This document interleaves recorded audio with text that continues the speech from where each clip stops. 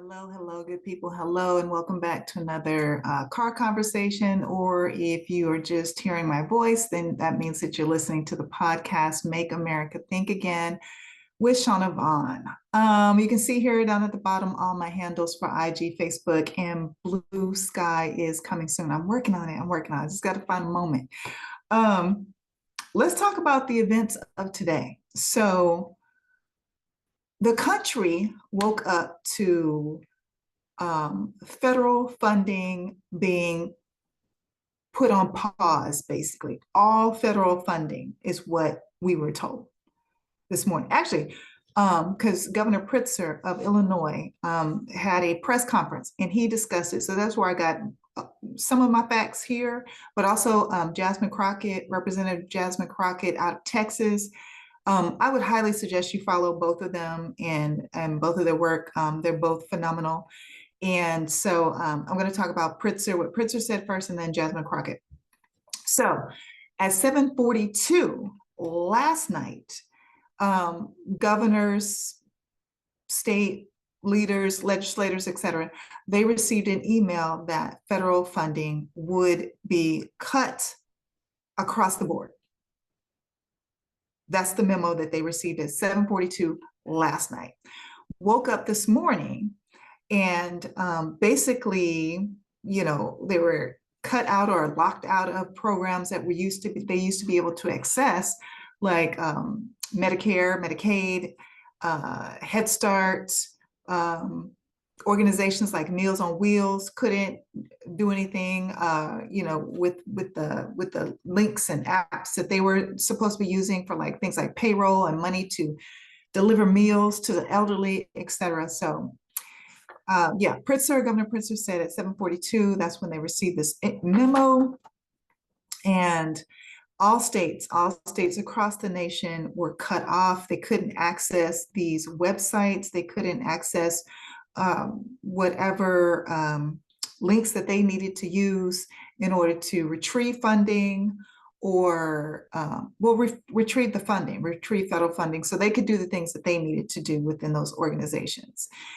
And then by the time the White House held their press conference today, their excuse was that let me get this straight, there were coincidental outages in the same organizations across the board, across the nation. And it was just coincidental that this happened.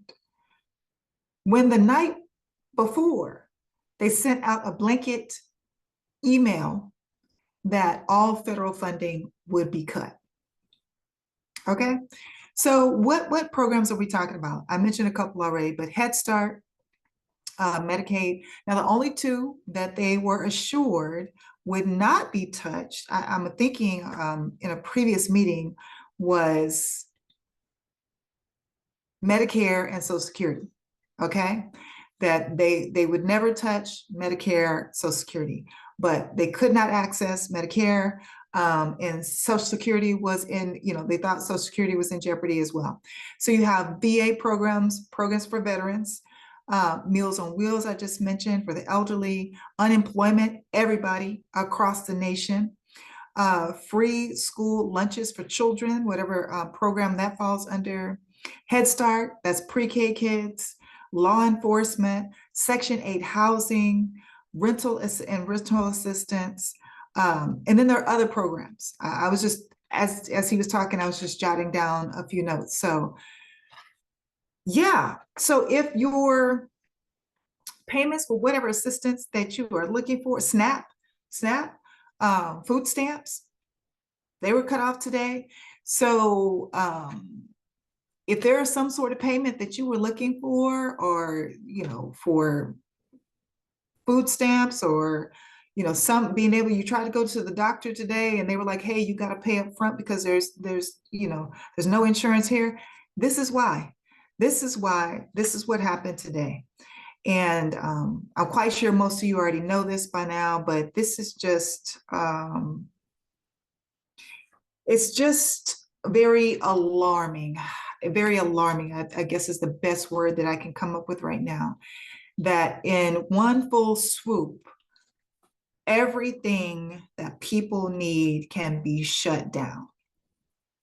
And I saw a lot of videos of people today, mostly, let me say this, a lot of these resources, especially if you're talking food stamps, rental assistance, in that vein, Medicaid, the majority of the people that are enrolled in those programs are Caucasian people. They are poor white people. I'm just going to put it out there. So you saw a lot of videos today of people having meltdowns because, you know, they couldn't access their food stamps, their SNAP. And this is what you voted for. This is what you voted for. This is what you voted for. So it's very unnerving. It's very unstable. It's very alarming that this dude and his regime, they just come up with shit. Now, they're not just coming up with stuff. Let me back up. Let me pump the brakes a bit. They're not just coming up with stuff. This is all in Project 2025. These state assistance programs, I'm sorry, federal assistance programs, they want to shut down. And they're going to put it under the guise of we're saving the government money.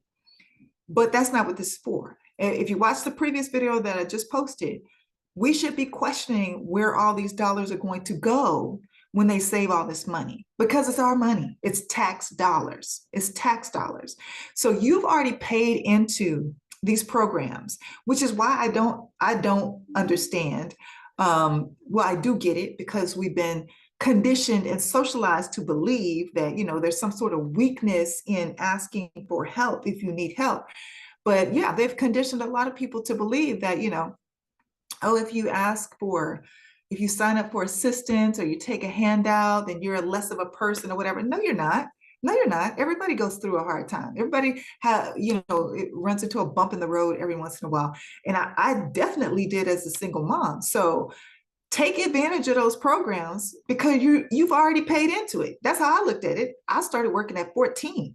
The government's got a lot of money for me. So yeah, pay attention to all this. It's not looking good, but I did put in the previous video, please watch it in its entirety. I know it's long. It could have been longer because I had a lot more to say. But I did put some encouraging information in there. And you'll understand this once you watch that video. There is a strategy out there, the 3 C's: consumer strategy, constituent strategy, and then also commitment strategy. And I fully discussed that in the previous video. So please watch that, because we've got to take action, and we've got to take action now. And we got to come together to do it. Y'all know I always emphasize collectively.